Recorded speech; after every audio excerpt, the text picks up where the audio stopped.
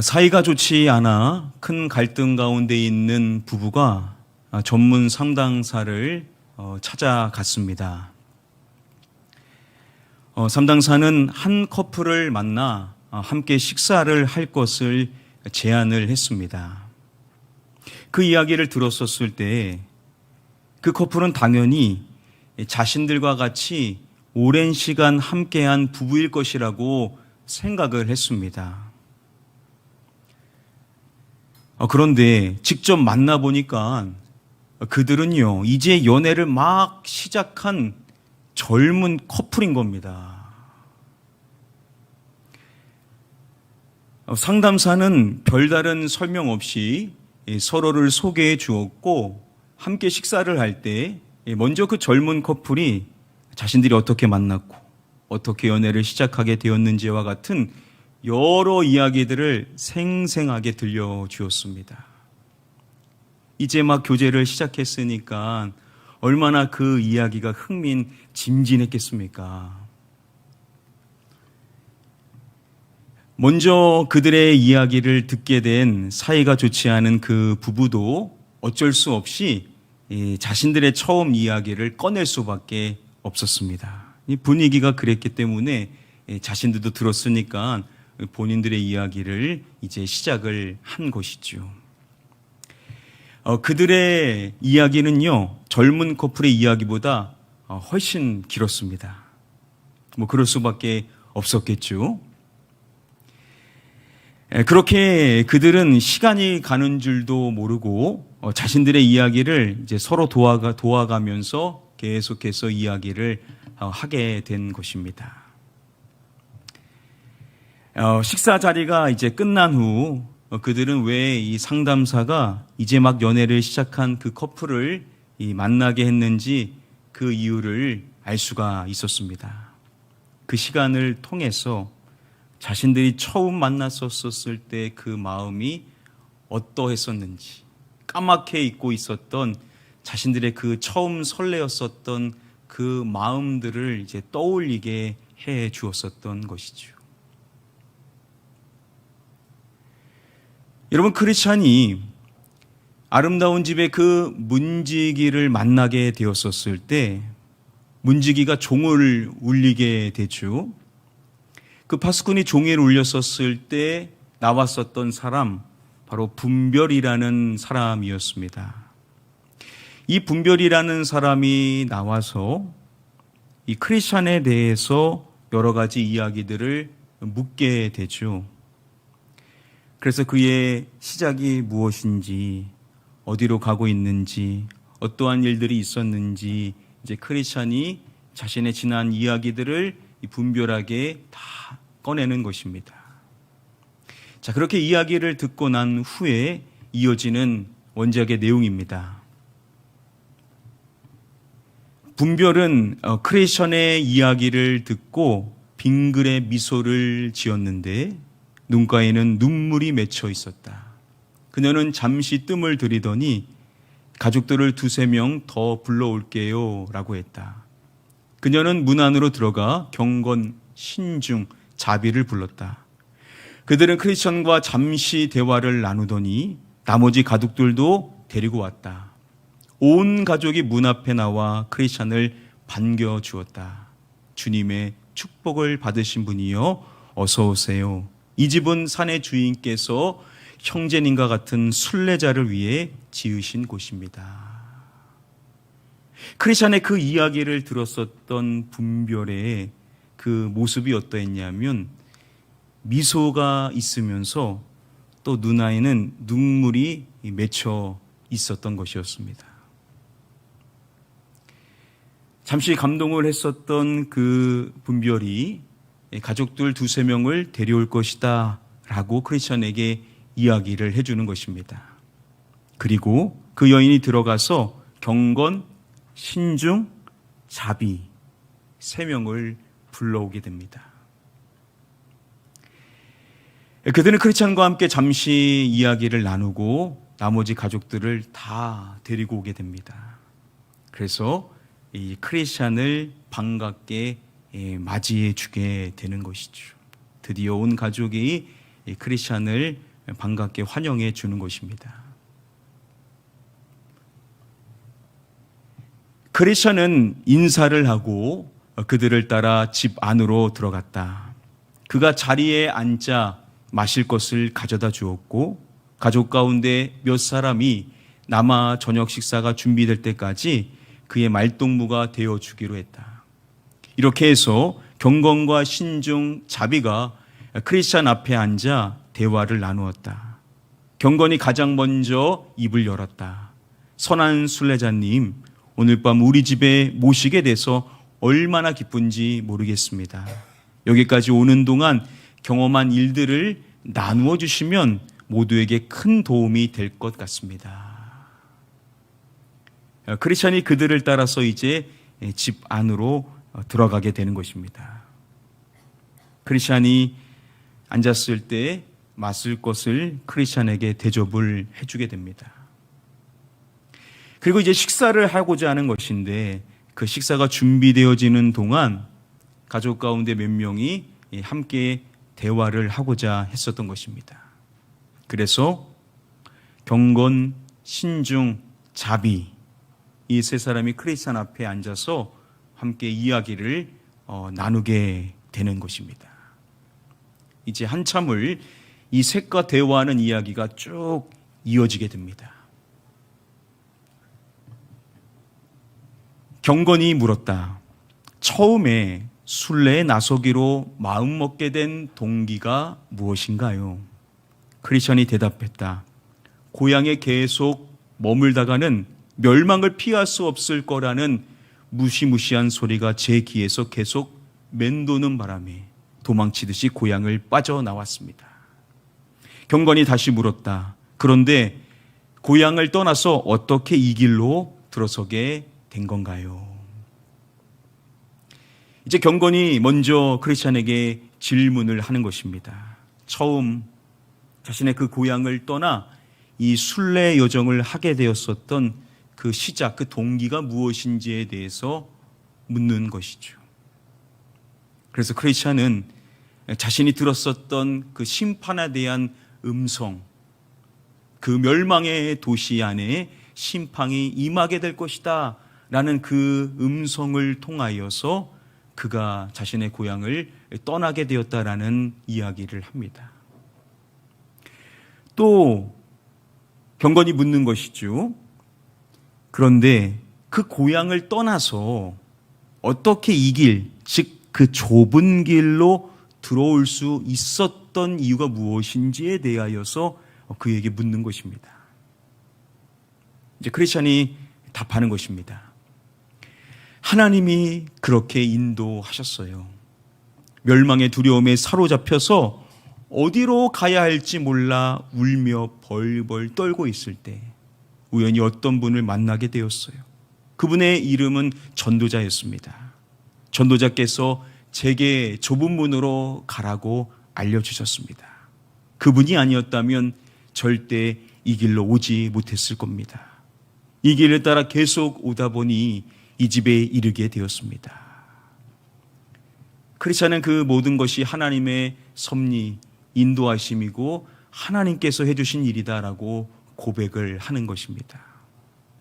바로 자신이 그 멸망의 도시를 떠났지만 어디로 가야 할지 몰라 두려워하며 떨며 울고 있었을 때 하나님께서 보내주신 그 전도자를 통하여서 길을 지시받았다라는 것이죠. 바로 자신에게 이 좁은 문으로 가라는 말씀을 그 전도자가 해주었다라는 것을 밝히는 것입니다. 혹시 해석자의 집은 들리지 않으셨나요? 네, 그곳을 지나왔습니다. 그리고 거기에서 평생 잊을 수 없을 것들을 보았습니다. 그 가운데 세 가지는 지금도 생생합니다. 첫 번째는 마귀의 방해에도 불구하고 그리스도께서 사람들의 마음에 은혜가 지속되도록 일하시는 모습이었습니다. 둘째는 은혜를 맛보고도 계속해서 정욕을 따라 죄를 지어 하나님의 자비를 기대할 수조차 없게 된 사람이었고요. 그리고 셋째는 다가올 심판에 관한 꿈을 꾼 사람이었습니다. 그 사람에게서 꿈 이야기를 들으셨나요? 네, 들었습니다.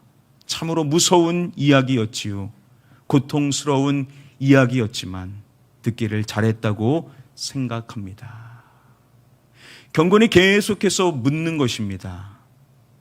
지나가는 길에 그 해석자의 집에 들리지 않았는지를 묻는 것이죠. 그래서 크리스찬이 그 해석자의 집에 들리게 되었었고 그곳에서 평생 잊을 수 없는 것들을 보게 된 것에 대하여 말하는 것입니다. 크리스찬은 세 가지를 꼽아서 이야기를 하는 것이죠. 첫 번째는 무엇입니까? 마귀가 은혜의 불을 끌려고 하는데 예수 그리스도께서 은혜의 기름을 부어주셔서 그 은혜가 꺼지지 않도록 해주시는 그리스도의 중보 사역에 대한 그 모습이 생생하게 기억된다라고 이야기를 하고, 또한 두 번째는 이미 은혜를 맛봤던 사람임에도 불구하고 정욕에 빠져 결국 타락하게 됨으로써 하나님의 은혜조차도 기대할 수 없는 자가 돼버리게 된 안타까운 사연의 사람의 이야기가 두 번째로 기억된다라고 말하고, 세 번째는 하나님의 그 심판이 다가오는 것에 대하여 꿈을 꿨었던 사람의 이야기를 말하는 것입니다. 세 번째로 말했었던 그 심판에 대한 이야기가 너무나 무서웠지만 그 이야기를 통하여서 자신이 깨닫게 된 점들이 있었기에 귀한 이야기였다라고 크리스찬이 코멘트를 하는 것입니다.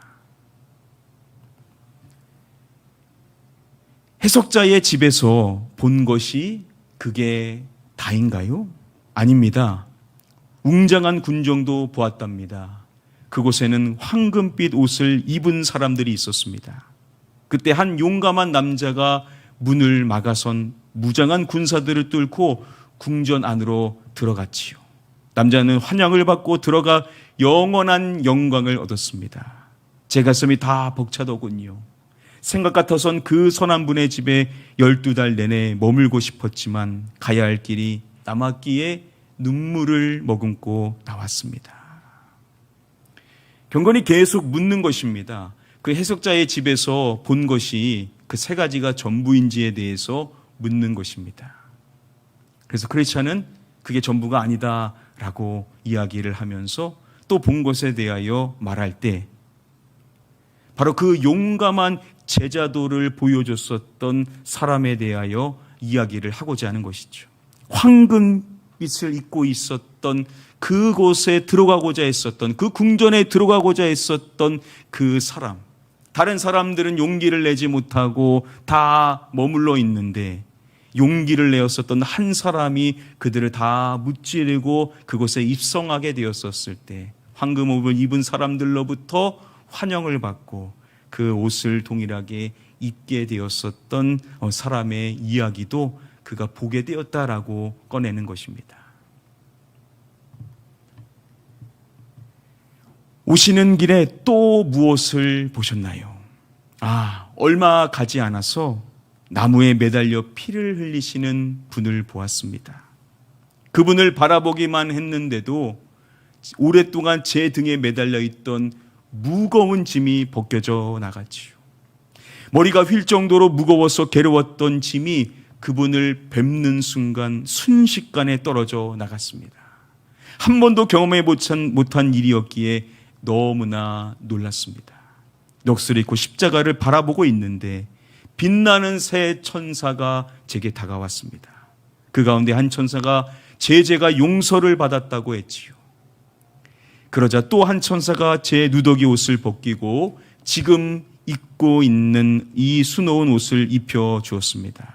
마지막 한 천사가 제 이마에 보이는 이 표를 찍고 이 봉인된 두루마리를 주었습니다. 경건은 거듭 묻습니다. 오시는 길에 또 무엇을 봤냐라는 것이죠. 여기서 크리스찬이 가장 격앙된 목소리로 말하는 내용이 나오는 것입니다. 바로 나무에 매달려 피를 흘리시는 그리스도를 보게 되었다라고 말하는 것이죠. 그 주님을 보게 되었었을 때 그동안 그를 너무나도 괴롭게 했었던 등에 있는 그 무거운 짐이 떨어져 나가게 되었었던 그 놀라운 구원의 경험에 대하여서 크리스찬이 이야기를 하는 것입니다.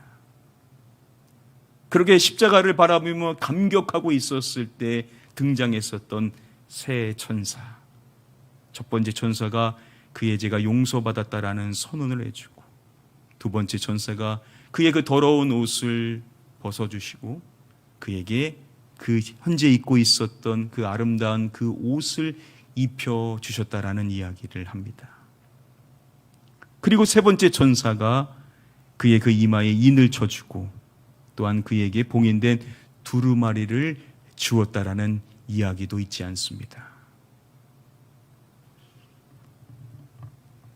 그 밖에 보신 것이 더 있는지요? 지금까지 말씀드린 것들이 가장 인상 깊은 일들이었습니다. 하지만 그 밖에 몇 가지 일들이 더 있었지요. 천박, 나태, 거만이라는 세 사람이 족쇄를 발에 찬 채 길가에서 자고 있는 모습을 봤습니다. 제가 깨우려고 해봤지만 소용이 없더군요. 또 허레와 위선이라는 사람이 담을 넘어오는 모습도 봤지요. 그들도 시온산으로 갈 것처럼 굴긴 했지만 제 말을 듣지 않고 가더니 금방 길을 잃고 말았습니다. 그리고 무엇보다도 이 산을 오르는 건 정말 힘든 일이었습니다. 이를 가던 사자 옆을 바로 곁에서 지나가는 일도 아찔했습니다. 정말이지 선한 문지기분이 아니었다면 아마 저는 포기하고 돌아갔을지도 모릅니다. 하지만 결국 이곳까지 오게 되었으니 참으로 하나님께 감사드립니다. 또한 저를 환영해 주신 여러분들께도 감사합니다. 경건은 계속 질문을 하는 것이죠. 그 밖에 또 본 것이 더 있냐라는 것입니다. 크리스찬은 자신이 봤었던 것들 가운데 안타까운 사연들에 대한 이야기를 하는 것이죠. 바로 이 세 사람, 천박, 나태, 거만이 족쇄에 묶여있는 채로 잠들어 있는 것을 깨워보려고 했지만, 그들에게 좋은 말들을 해주었지만 그들은 크리스찬을 무시하게 되었던 것이죠. 또한 허례와 위선이 담을 넘어서 그 좁은 길에 들어와 시온산을 간다라고 했지만 결국 크리스찬의 그 말을 따르지 않음으로 인하여 그들은 길을 잃고 말았다라는 것이죠. 그리고 크리스찬은 이 고난의 언덕을 올라오는 것이 얼마나 어려웠는지에 대해서 말합니다. 그리고 그 사자 앞을 지나 그 아름다운 집을 들어가는 것도 너무나 큰 두려움이었다라고 말하고, 감사하게도 그 문지기가 자신에게 말씀을 해주었기 때문에 그의 도움으로 자신이 포기하지 않고 지금 이곳에 오게 되었다라는 이야기를 하는 것입니다. 이 모든 것들이 하나님께 감사한 것이고 또한 자신을 환영해 준 그들에게도 감사하다라는 말을 크리스찬이 하게 되는 것이죠. 여러분, 이렇게 크리스찬이 신준, 경건, 자비, 이 사람과 계속 이제 대화를 하게 되는 내용입니다. 여러분, 먼저 경건이 크리스찬에게 묻는 것이죠. 어떠한 동기로 이 순례를 시작하게 된 것인지, 또 어떻게 해서 이 좁은 길을 택할 수 있었는지, 그리고 해석자의 집에서 무엇을 보게 되었는지와 같은 계속적인 질문을 하게 되는 것입니다. 그런데 여러분, 대화라고 하지만 지금 크리스찬과 먼저 이 경건이 하는 이 이야기 가운데 결국 말을 많이 하는 사람은 누굽니까? 크리스찬이 계속 자기 이야기를 하는 것이죠. 경건은 질문만 던질 뿐이고 계속해서 이야기를 하는 쪽은 이제 크리스찬이 자신이 겪어왔었던 일들에 대하여 쭉 열거를 하는 것입니다. 자, 그러면 지금 이 대화는 누구를 위한 겁니까? 우리가 일차적으로 생각했을 때는 이제 크리스찬이죠. 크리스찬이 지금까지 자신이 걸어온 여정을 되짚어 보면서 자신에게 있었던 은혜가 무엇이었는지, 또 자신의 여정 가운데 자신이 되돌아봤었을 때 부족했던 점들이 무엇이 있었는지, 이러한 부분들을 점검할 수가 있었겠죠. 자, 그러면 이 대화는 단순히 이 크리스찬만을 위한 것인가? 사실 그렇지가 않습니다. 신중, 경건, 자비, 그 크리스찬의 이야기를 듣는 이 사람들을 위한 이야기이기도 하다라는 점을 우리가 잊지 말아야 됩니다.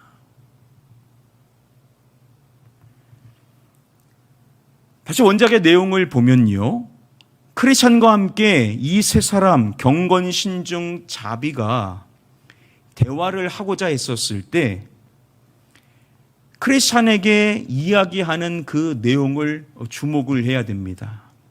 이렇게 이야기를 하죠. 여기까지 오는 동안 경험한 일들을 나눠주시면 모두에게 큰 도움이 될 것 같습니다. 뭐라고 말을 하냐면, 여기까지 오는 동안 경험한 일들을 나눠주시면 모두에게 큰 도움이 될 것 같다라고 이야기를 하는 것입니다. 즉, 크리스찬의 그 이야기를 듣게 된다면 자신들 모두에게 큰 도움이 될 수가 있게 된다. 그러니까 이야기를 해 주십시오 라고 말하는 것입니다. 다른 번역본들을 보면 당신의 그 이야기가 우리의 믿음을 더 크게 할 것입니다 라는 식으로 번역을 합니다. 즉, 이들이 크리스찬에게 이야기를 해달라고 하는 이유는 뭐냐? 자신들에게 도움이 되기 때문에 그렇게 해달라라고 한다라는 것이죠. 여러분, 이들을 만나기 전에 먼저 크리스찬이 분별을 만나게 되었고, 분별도 크리스찬에게 먼저 물었었죠. 어떻게 이 여정을 하게 되었고 어떠한 일들이 있었는지 먼저 분별이 들어서 크리스찬의 그 믿음을 점검할 수가 있지 않았었습니까? 그렇게 크리스찬의 그 이야기를 들었었을 때 분별이 보였었던 그 모습이 무엇이라고 했습니까? 분별이 크리스찬의 그 이야기를 듣고 미소를 지으면서, 웃음을 지으면서 눈에는 뭐가 떨어집니까? 눈물이 고이면서 눈물이 이제 떨어지게 되는 것이죠. 분별이 크리스찬의 그 이야기를 듣게 되었었을 때 웃음이 있고, 즉 그 기쁨이 있고 또 감격에 눈물이 있었다라는 겁니다. 여러분, 그 이유가 무엇이겠습니까? 철로역정을 해설해 주는 다음의 책을 보면요, 그 이유에 대하여서 이렇게 설명을 해줍니다. 구원의 은혜가 분명한 하나님의 백성을 만났기 때문이다. 죄인을 구원하시는 하나님의 은혜에 감격하여 눈물을 흘린 것이다. 교회 기존 성도들은 한 영혼이 진정으로 회개하고 하나님께 돌아오는 모습을 볼 때 감격의 기쁨을 맛본다. 왜 분별이 감격했냐면 구원의 은혜를 분명히 경험했었던 하나님의 백성을 만났기 때문이라는 것이죠. 죄인을 구원하시는 그 하나님의 그 은혜가 감격되어져서 눈물이 흘렀다라는 겁니다. 그게 크리스찬의 이야기만의 이야기입니까? 또 누구의 이야기이기도 하죠? 자신의 이야기잖아요. 자신의 이야기.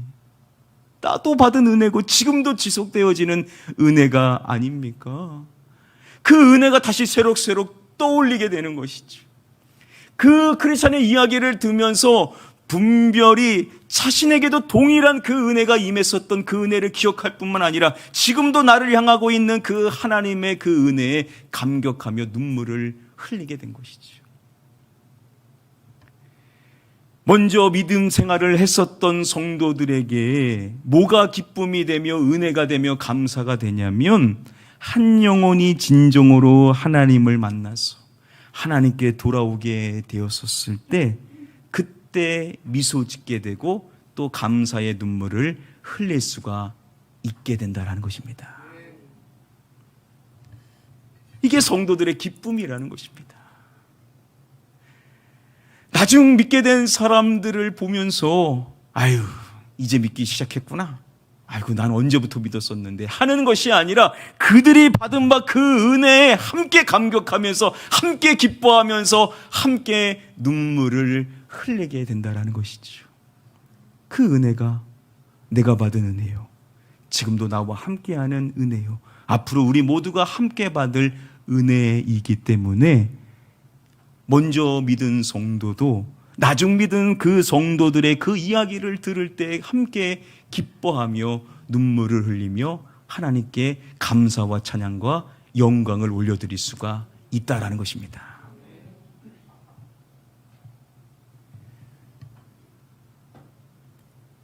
여러분, 사도 바울을 한번 생각해 보죠.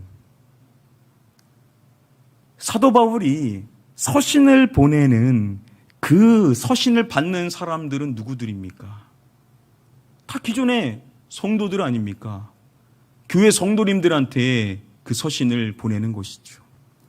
그 서신을 보낼 때 사도 바울이 이러한 주어를 씁니다.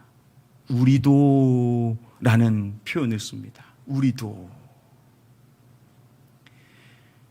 우리도라고 이야기를 함으로써 자신과 그리고 믿음의 성도들, 교회 성도들을 함께 묶어서 이야기를 하는 내용들이 여러 차례 나옵니다. 그 가운데 다음의 말씀 우리 함께 한 목소리로 읽어보도록 하겠습니다. 시작. 우리도 전에는 어리석인 자요, 순종하지 아니한 자요, 속은 자요, 여러 가지 정욕과 행락에 종 노릇한 자요, 악독과 투기를 일삼은 자요, 가증스러운 자요, 피차 미워한 자였으나. 자, 우리도라는 표현을 쓸 때 사도 바울이 뭐라고 말합니까? 우리도 전에는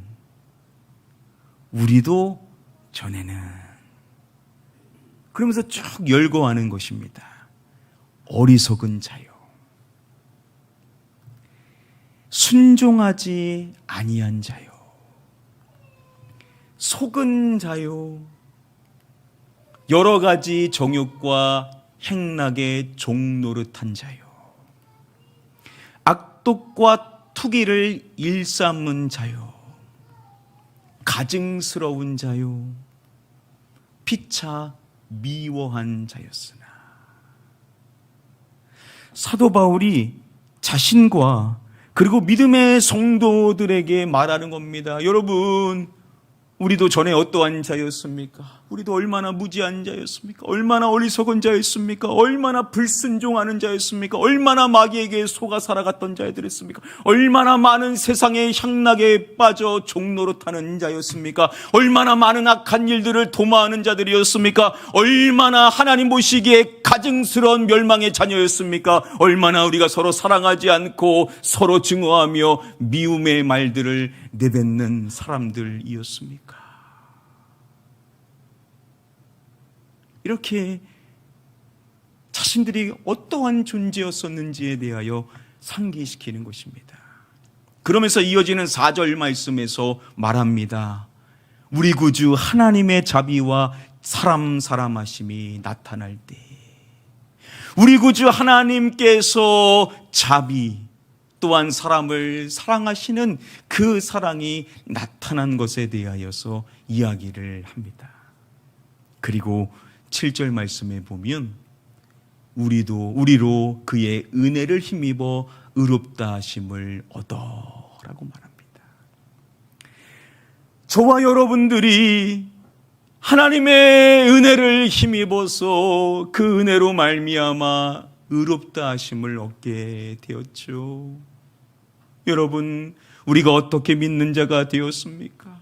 우리 구주의 하나님께서 그분의 그 자비하심의 은혜를, 저와 여러분들을 사랑하시는 그 사랑을 우리에게 나타내 보여주셔서 그분의 은혜로 말미암아 우리가 의로운 하나님의 백성이 되었지 않았습니까?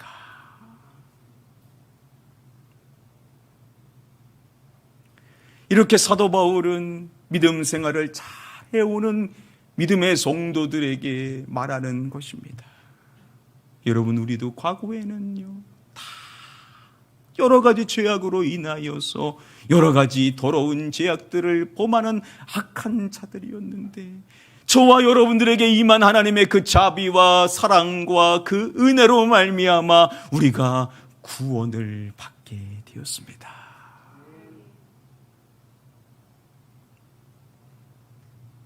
여러분, 그러니 이제 믿음 생활을 막 시작하는 사람들이 보였었던 연약한 모습들, 그들이 과거에 살아왔었던 그 연약한 모습들, 여러분, 그것을 어떻게 우리가 판단하고 정죄하며 이렇다 저렇다 말할 수가 있겠냐라는 거 아니겠습니까? 우리도 다 똑같은 사람이었고, 우리가 자격으로 은혜 받은 것이 아니라, 구원받은 것이 아니라, 우리의 행위로 구원받은 것이 아니라, 우리의 열심으로 우리가 하나님의 자녀된 것이 아니라, 하나님의 자비의 은혜와 사랑을 사랑하시는 그 은혜와 하나님의 전적인 선택하심으로 인하여서 우리가 지금 이 자리에 있는 것이 아닙니까? 바로 이러한 점들에 대하여 성도들로 상기하게 하는 것이죠. 이뿐만이 아닙니다. 바울은 또한 자신에 대하여서도 말합니다. 내가 라고 말하면서 자신에 대하여 말할 때 내가 전에는, 우리가 전에는 이라고 말할 뿐만 아니라 사도 바울은 자신의 개인의 이야기를 통하여서도 이러한 표현으로 말할 때 말합니다. 내가 전에는 비방자요, 박해자요, 폭행자였으나. 여러분, 제가 전에는 어떠한 자인지 아십니까? 저는 비방하는 사람이었고, 박해하는 사람이었고, 폭행하는 사람이었습니다. 그러면서 사도 바울이 고백하는 정말 중요한 고백이 이제 이어지는 말씀 가운데 나오게 되죠. 우리 함께 다음의 말씀 한 목소리로 읽어보겠습니다. 시작. 믿보다 모든 사람이 받을 만한 이 말이여, 그리스도 예수께서 죄인을 구원하시려고 세상에 임하셨다 하였도다. 죄인 중에 내가 괴순이라. 믿보다 모든 사람이 받을 만한 이 말이요. 믿은 말, 모든 사람들이 다 받을 만한 말이 있다라는 것이죠. 바로 이것이죠. 그리스도 예수께서 죄인을 구원하시려고 세상에 임하셨다. 모든 사람들이 받을 만한 말, 그리스도 예수께서 죄인을 구원하시려고 세상에 임하셨다라는 이 소식은 정말 신실한 말이고 모든 사람들이 다 받아야 될 복음이라는 것을 사도 바울이 말할 때 이렇게 이야기하고 끝내는 것이 아니라 마지막 고백이 중요하죠. 그가 마지막으로 말하는 내용, 누구 중에 누가 개순이라 라고 사도 바울이 고백을 하는 것입니다. 누구 중에요? 죄인 중에 누가요? 내가 라고 말하는 것입니다. 죄인 중에 바로 내가 개수입니다. 죄인 중에 내가 개수입니다. 이게 현재형입니다, 여러분. 그 말은 뭡니까? 계속해서 그리스도께서 죄인을 구원하셔 믿는 사람이 계속해서 나오게 됩니다. 그러면 죄인들이 구원받는 사람들이 계속해서 나오게 되는데 그 수많은 사람들이 계속 나와도 그 중에 가장 큰 죄인은 누구라는 겁니까? 바로 나라는 겁니다. 나. 바로 내가 가장 큰 죄인이라는 거예요. 바로 내가 그 모든 사람들 가운데 가장 악한 사람입니다. 내가 바로 그 우두머리입니다. 가장 꼭대기에 있는 가장 큰 죄인입니다. 그 첫 번째 죄인입니다. 라고 사도 바울은 이야기를 함으로써 이 세상에 죄인을 구원하시기 위하여 오신 예수 그리스도, 그 십자가의 놀라운 은혜와 사랑과 그 구원의 모든 은혜, 누구를 위하여 다 쏟아주신 것이냐. 다른 죄인들을 위해서도 그렇지만 그 중에 가장 큰 죄인 누구를 위해서요? 나를 위해서. 바로 나를 위하여서 주님이 그 은혜를 쏟아 부으셨다라는 그 감격의 고백을요, 바울은 매번마다 하는 겁니다.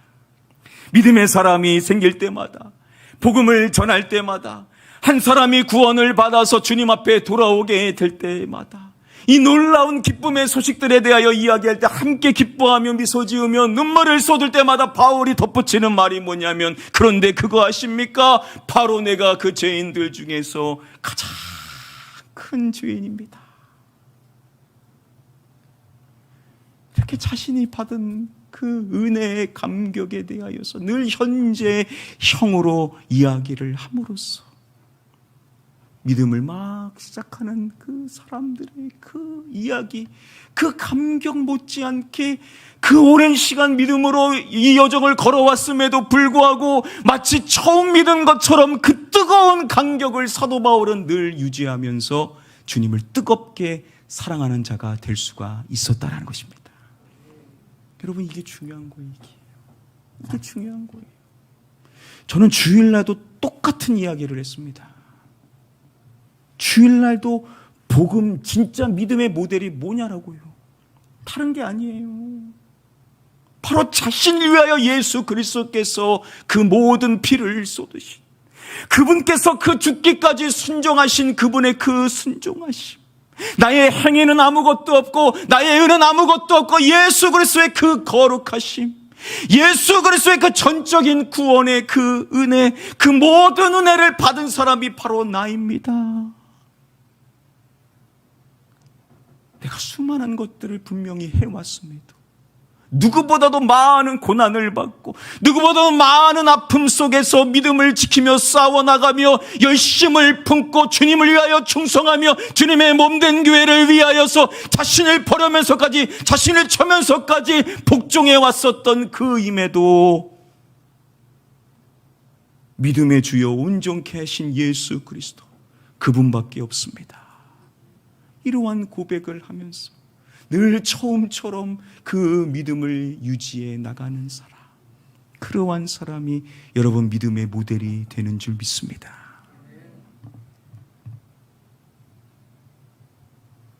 제가 교육수 전도사 시절 때